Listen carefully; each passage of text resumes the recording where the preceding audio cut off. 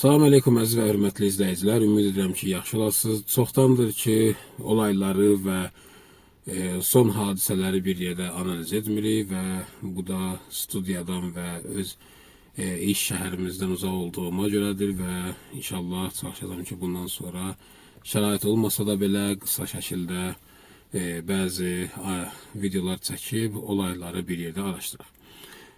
Bakın növbəti bir müharibə başlayıb və 11 gündür ki davam edir. İranla Amerika arasında. İran Amerikanın regiondakı bazalarına hücumlar edir və Amerika isə İrana qarşı hücumlar həyata keçirdi ki, daha çox bu hücumlar İranın cənubuna və Fars körfəzinin sahillərinə tərəf yönəlir. Amma hadisələri istəsək ki, İran haraları vurur və nə baş verir bir yerdə araşdıraq. Birinci belə deyək ki, bundan öncəki söhbətdə də mən qeyd etmişdim, hamınız da yaxşı bilirsiniz ki, bu savaş məhz Fars körfəzinin üzərində başlayıb və Hörmüz boğazında və oranın nəzarəti haqqında olan o məsələlərə görə bu savaş başlayıb. Amerika İranın xəbər olmadan və memorandumun bəndlərinə qarşı olan bir hərəkətlə Oman sahillərindən bir koridor açmaq istədi və adını Cənubi koridor qoydular.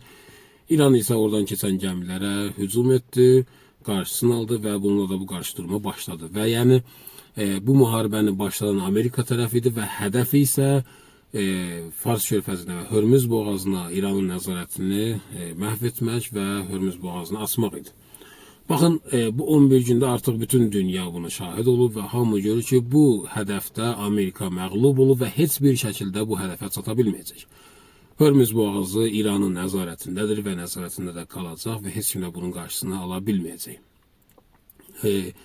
Amerika da bu vəziyyətdən acizdir. Amerika və CENTCOM istər Ağ Evdə, Pentagonda böyük bir sual var ki, necə olur ki, İranın bütün radar sistemlərini, nəzarət sistemlərini, istər optik, istər frekanslı olan nəzarətlərini və hər şeyi vuraraq yenə də İranın Hörmüz boğazına olan nəzarətini nəinki məhv edə bilmirlər, hətta azalda da bilmirlər.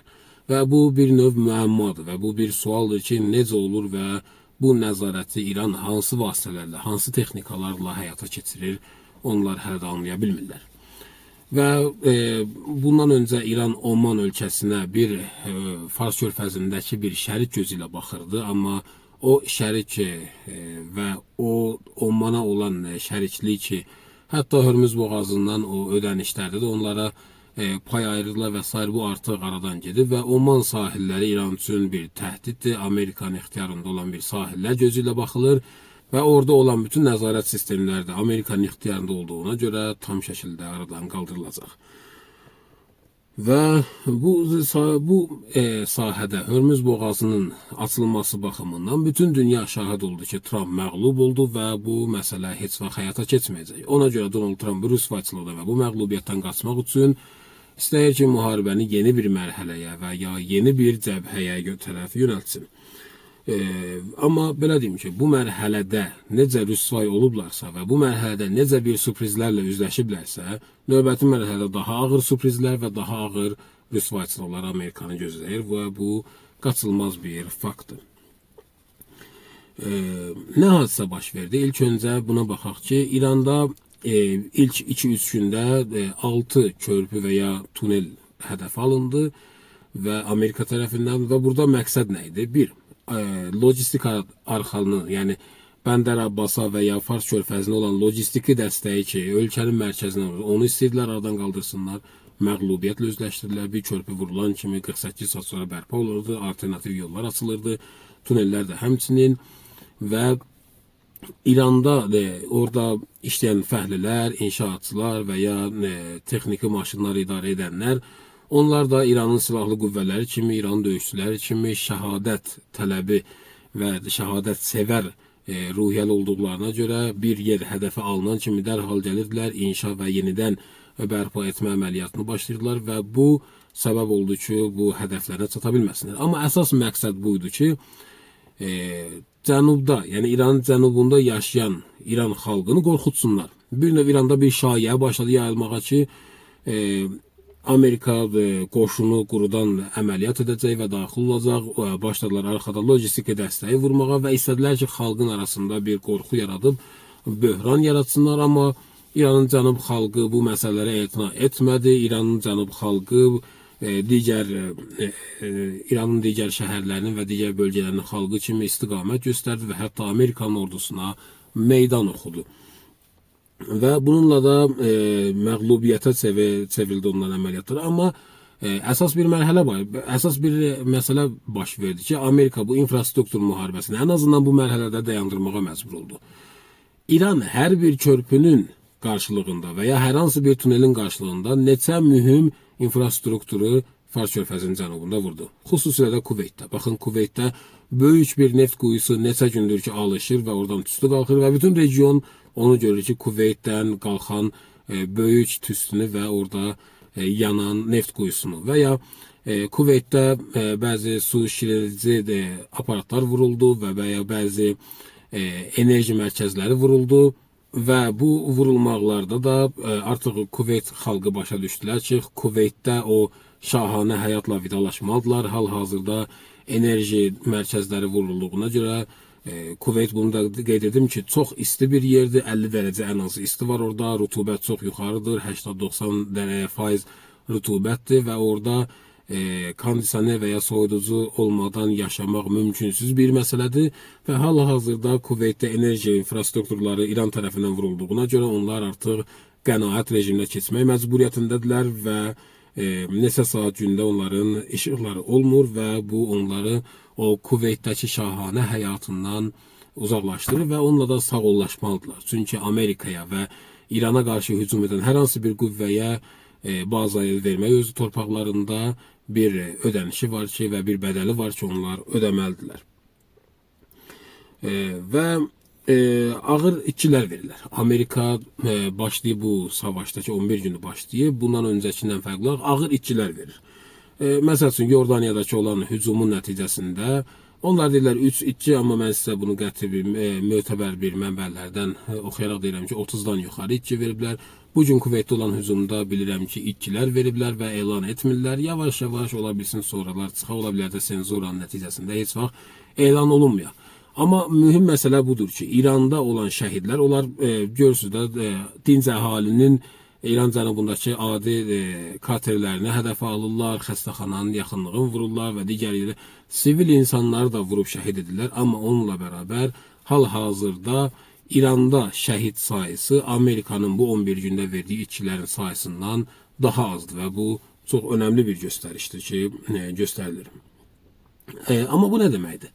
Baxın, bundan öncə İranın raket hücumları başlayanda, raket yerindən qalxıb hədəfə tərəf yönələndə, istiqamətlənəndə düşmən bunu anlayırdı. Neçə dəqiqələr öncə həyəcan siqnalları və ya xəbərdarlıqlar və səbəb olurdu ki, Amerikan əskərləri istər Siyonist rejimində, istər başqa yerlərdə səbəb olurdu ki, bunlar bunkerlərə və ya sığınacaqlara qaçmağa vaxt tapırdılar bir neçə dəqiqə.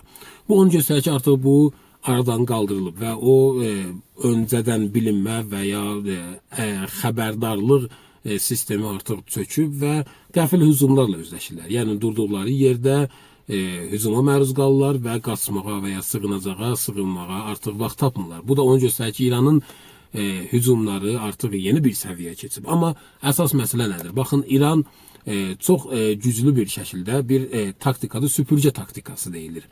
Süpürə bunların hamısını görürsünüz də bir yerdə tozu və ya istəyəndə ki, bir zibili yığsınlar, süpürgə ilə aparırlar kənara, yığırlar hamısını bir yerə, sonra həmən yerdən xəkəndazla götürüb zibil qabına atırlar.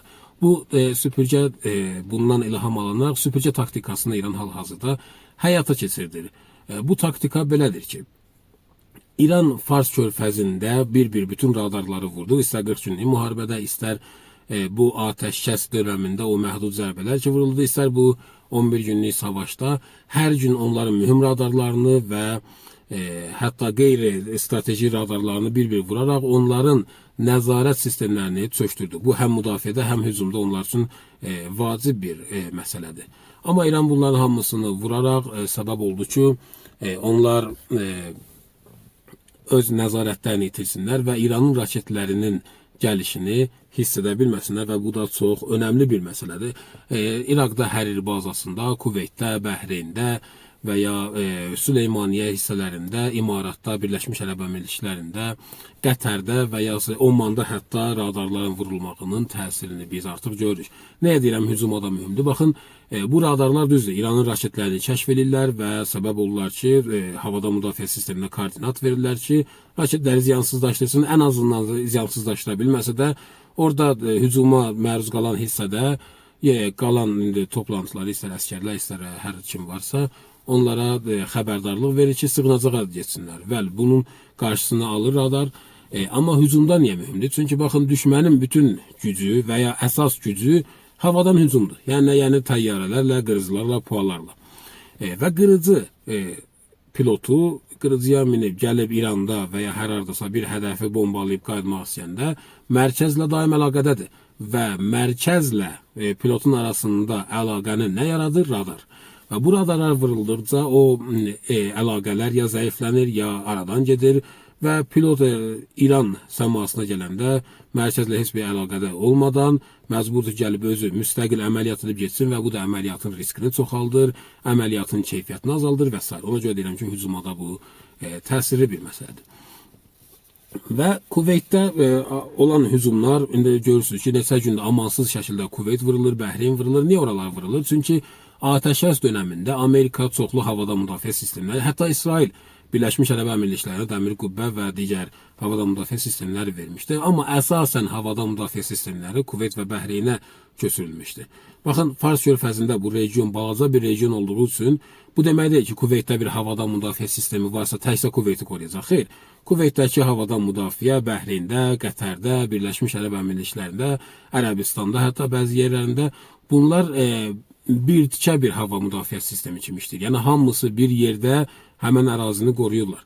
Ona görə əsasən də havada müdafiə sistemlərinin və ya radarların Kuveyt və Bəhreyndə qurulduğuna görə əsasən də oralar hədəf alınır. Məsəl üçün, Bəhreynin paytaxtında Mənamədə bir bina vuruldu və bu bina CENTCOM-ın süni intellekt, pilotsuz uçuşları və texnoloji müharibənin tərkibini və birləşdirən sisteminin mərkəzidir. Ora vurulandan Amerikanın hücumlarında, istər pilotsuz uçuşlarında, istər süni intellektində bir növ zəifliyi, hətta onların bəzi ekspertlər məlullığın, yəni şəst bir insan kimi rəftarlarını görür. Niyə? Çünki o həyati bir mərkəz idi ki, süni intellektlə pilotsuz uçuş aparatlarını birləşdirirdi.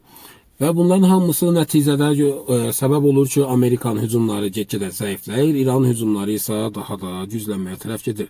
Məsəl üçün, baxın, 12 günlük savaşda Da Vinci qülləsi Tel Avivin mərkəzində hündür bir bina idi ki, İranın böyük bir raketi, neçə kiloluq başlıqlı bir raketi dəydi və o binanı tam çökürtdü və o binanın altında yerləşən Amerika və İsrailin müştərək bazası yox edildi və onlar da gələk belə şeyləri gözləsinlər. Yəni, Birləşmiş Ərəb Əmirliklərində, Dubayda, ya Riyazda, Abu Dhabidə belə binalar var ki, növbəti günlərdə çox böyük ehtimalla hədəf alınacaq və onlar bunun üçün gərək hazır olsunlar. Və əgər infrastruktur savaşı başlayarsa, sürprizlər və belə bir hədəflər get-gedə çoxalacaq. Müdafiə sistemlərindən söz düşmüşən, baxın,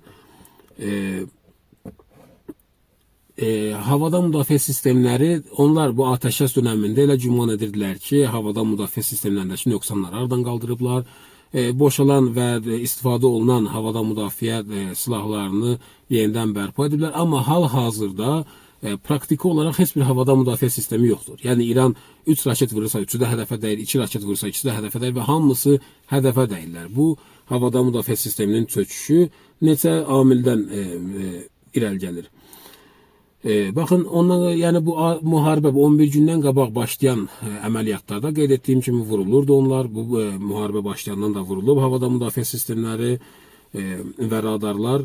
Amma əsas məsələ budur ki, İran öz raketlərini və raketlərinin tərkibini dəyişib. Məsəl üçün, baxın, sürətləri çox-çoxalıb İran raketlərinin və son saniyəyə qədər qeyri-xəttli, yəni standart manevrlərdən əlavə manevrlər verir.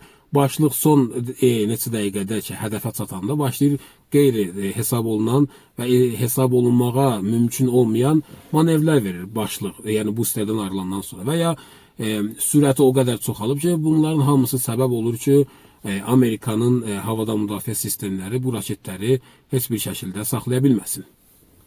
Və ya digər məsələlər də var, digər mövzular da var. Məsəl üçün, hal-hazırda İran bu atəşkəs dönəmindən istifadə edərək özünü bərpa edib, bu atəşkəs dönəmindən istifadə edərək bütün bu taktikaları həyata keçirdib. O kəslər ki, deyirlər ki, bu atəşkəs xəyanətdir, o kəslər ki, deyirlər ki, bu atəşkəsdə İran məğlub oldu. Hal-hazırda görürlər ki, bu atəşkəs dönəmindən İran necə istifadə edib, özünü necə gücləndirib, 40 günlük savaşdan aldığı təcrübələr və dərsləri necə meydanda hal-hazırda icra edir və ən azından bilirəm ki, heç vaxt kamera qarşısına gəlib səhv etdiklərini deməyəcəklər, amma ən azından bir gün özləri öz düşüncələrində ümid edirəm ki, başa düşəcəklər ki, bu danışıqların hamısı bir oyun idi ki, İran oynadı və Amerikanı məcbur etdi bu atəşkəsdə İrana bir fürsət yaransın ki, özünü yeni bir müharibə üçün hazırlasın. Baxın, bu müharibə geniş bir müharibədir, bu müharibə çox böyük bir müharibədir. Bu müharibənin birinci raundu və birinci partiyası 40 günlük müharibə idi və bitməyib. Və bu müharibə ki, hal-hazırda başlayıb 11 gündür gedir, bu genişlənəcək və daha uzun müddət çəkəcək və bunu da başa düşmək lazımdır ki, İran tək başına savaşır. İran ərəblərin neft pulundan qazanmayıb, İranın Siyonist lobbisi heç vaxt arxasında olmayıb, İranın heç bir ölkə köməyində olmayıb, heç bir ölkə silah verməyib, heç bir ölkə texnologiya verməyib, hamısını özü yaradıb və hamısını öz yaradığında Keşikçilər Korpusunun bir hava kosmik qüvvələri bu əməliyyatların hamısını həyata keçirdir. Və bunlara təbii ki, bu nəfəs lazım idi. Bunlara hamısına bu taktikaları həyata keçirmək üçün lazım olan bir dönəm idi ki, hal-hazırda da çox gözəl edir. Məsəl üçün, Xeybər Şikan raketi ki, hamımız onu tanıyırsınız və İranın ən çox istifadə etdiyi raketlərdən biridir. Bu başlıq, Xeybər Şikan raketinin başlığı hal-hazırda başlayıb tərkib olub Hacı Qasım adında bir raketin boosteri ilə, o raket daşıyan booster. Və bu səbəb olub ki, çox möhtəşəm və çox qeyri-adi bir sürətə sahiblənib. Çünki Xeybər Şikan raketinin başlığı manevr verməyə bacarır və son saniyəyə qədər öz istiqamətini dəyişə bilir ki, havada müdafiə sistemində onun qarşısını alırlar. Və booster də, Hacı Qasım raketinin boosteri də İranın ən sürətli və ən tez hazırlanan boosterdir. Bu iki dənə tərkib olub və çox ölümcül bir raketə hazırlanıb. Və bunları hamısını İsrail görür. Ona görə də İsrail hal-hazırda özünü müharibədən kənarda göstərmək istəyir. Müharibədən kənarda deyil. Wall Street Journal gördüm ki, dünən bir xəbər yazmışdı ki, İsrail özünü müharibədən uzaqda saxlayır. Çünki Amerika ona təzyiq göstərir ki, hələ bu müharibə daxil olma. Bunlar hamısı boş söhbətlərdir, bunlar hamısı nağıldır. İsrail bu müharibədən hal-hazırda kənarda dayandığını iddia edir. Çünki İranın yeni raketlərini, yeni nəsil raketlərini görür və bilir ki, hansı bir cəhənnəm müharibəsi onu gözləyir və bu cəhənnəm müharibəsindən sağ çıxmayacağını görür deyə hələ ki bu mərhələdə müharibədən qaçmaqda və ya amanda qalmağı istəyir. Amma bir məsələ var. Mən keçən söhbətdə demişdim ki, dəniz mühasirəsi yenidən qayıdacaq və dəniz mühasirəsi yenidən qayıdarsa İran bunun üçün çox ciddi tədbirlər görüb. Bəziləri yazırdılar ki, hani bəs bu tədbirlər niyə İran heç etmir? Baxın, İranın dəniz mühasirəsinə cavabı dəniz mühasirəsi olacaq. Yəmən. Yəmən görürsünüz ki, son 48 saatda Ərəbistanı və Ərəbistana gedən gəmilərə qarşı mühasirə elan edir. Babülməndəb boğazında və siyasət də budur ki, deyir gözə-göz, yəni əgər aeroport vurarsa aeroport vuracaq, liman vurarsa limanı vuracaq və mühasirə edibsizsə bizə sizi mühasirə edəcək. Amma əslində Ərəbistanı mühasirə etmir. Bu Amerikanı və dünya iqtisadiyyatını mühasirə edir. Çünki Hörmüz boğazı bağlananda, istər 40 günlük müharibədə, istər ondan sonraki vəziyyətdə, yəni bu borular vasitəsilə Ərəbistan neft çıxardırdı və Qırmızı dənizdən nefti qaldıraraq gündə neçə milyon barel neft bazara buraxırdı və o Hörmüz boğazının bağlanmağının böhranını biraz azalda bilirdi. Və hal-hazırda 48 saatda Yəmən tərəfindən 6-dan çox gəmi öz istiqamətini dəyişməyə məcbur qalıb, çünki Yəmən tərəfindən xəbərdarlıqlar alıblar və hal-hazırda həmən o neft borusu və limanı mühasirəyə alınır və bir növ Hörmüz boğazının mühasirəsini və dünya iqtisadiyyatının çöküşünün bir növ cavabını verir Yəmən bu mühasirə ilə. Və bununla da Sentkama və Amerikaya bir şey göstərir ki, əgər siz qərardırsa İranı mühasirə edəsiniz, biz də ərəb ölkələrini mühasirə edəcəyik. Və bu ərəb ölkələrinin mühasirəsi İranla bir fərqi var. İran bu atəşkəs dövründə və bu memorandumun vaxtında çox gözəl istifadə edib, öz neftini çox sayda satıb və qeyri satdığı neftlərdən də kənar bütün neft daşıyan gəmilərini doldurub və Fars körfəzindən çöldə, okeanlarda, müxtəlif yerlərdə yerləşdirib və yavaş-yavaş bu nefti satacaq. İran lazım olan strateji məhsullarını daxil edib, İran lazım olan qida məhsullarını daxil edib, limanlarına gətirib, konteyner daşıyan gəmilərlə və ya digər gəmilərlə, amma ərəb ölkələri bu dediyim işlərin heç birini görməyiblər və onlar bu mühasirəyə dözə bilməyəcəklər. Bu fərqdir. Və budur, yəni mən həmişə deyirdim, təkcə mən yox, hamı deyirdi ki, diplomatik sahə ilə meydan heç bir fərqi yoxdur. General Qani bunu deyirdi. Bunu General Abdullahi deyirdi İranda. Bunlar deyirdilər ki, bizim danışıqlara gedənlərimizə xain deməyin. Bunlar meydanın davamını edirlər. Cənab Bəqai çox gözəl bir şey dedi. Seyd Məcid Hava Kosmik Qüvvələrinin baş komandiri Seyd Məcid Musəvi deyir. Seyd Məcidlə Seyd Abbas, yəni Seyd Abbas Əraksinin etdiyi iş eynidir. Biri meydanda və müharibədə bu prosesi davam etdirir, biri isə diplomatik arenada. Və burada göstərilir və burada artıq üzə çıxır ki, bu nə deməkdir. Son söz olaraq Yordaniyadan da mən bəzi şeylər deyim, çünki Yordaniyada olaylar çox önəmlidir və bununla da söhbəti bitirim. Yordaniya niyə Amerika üçün çox önəmlidir və niyə Amerikaya çox ağrıdıcı hücumlar olur, Yordaniya olan hücumlar? Baxın, Fars körfəzində və İraqda bunların Ərbil tərəfində bazaları və bunların mənafeyi və bunların strateji oradakı hərbi strateji texnikaları hədəfə alındıqca onlar qərbə tərəf yönəlirdilər və gedirdilər uzağa. Yordaniyada bunlar çox ağır özləri üçün texnikalar gətirmişlər, yanacaq daşıyanları, vertolyotları, F-35'ləri, F-16'ları və digər ağır texnikalarını gətirdilər və Yordaniyada yerləşdirdilər. Niyə? Çünki İraq hədəfə alınırdı, Suriya hədəfə alınırdı və onlar uzaqlaşırdılar. Yordaniyada onlar elə güman edirlər ki, məsafə uzaq olduğu üçün İran oranı dəqiq vura bilməyəcək, İran oranı ağır zərbələrlə hədəfə almayacaq. Amma İran hal-hazırda Əl-Əzrəq bazasını blok-blok, yəni baxsaz pek görüntülərinə bina-bina, divar-divar başlayıb oranı dağıtmağa, bir-bir onların hamısını vurur. İtkilər verirlər, həm insani baxımından, həm texniki baxımından çox ağır itkilər verirlər orada. Və bu itkilər də onlara çox ağırdır. Çünki İsrail ilə İran arasında olan bu məntəqədə ən qərbi, ən uzaq, İrana ən uzaq olan yer Yordaniyadır və orada bunlar hədəf alırlar və bu çox ağırdır onlar üçün. Məsəl üçün, Əqəbə limanı vuruldu İran tərəfindən. Əqəbə limanının vurulmağı İsrail üçün çox qorxuducu, çox vəhşət verici bir məsələdir. Niyə? Çünki Əqəbə limanı Yordaniyanın yeganə limanı olduğuna baxmayaraq İsrailin ən axırıncı radarı oradaydı.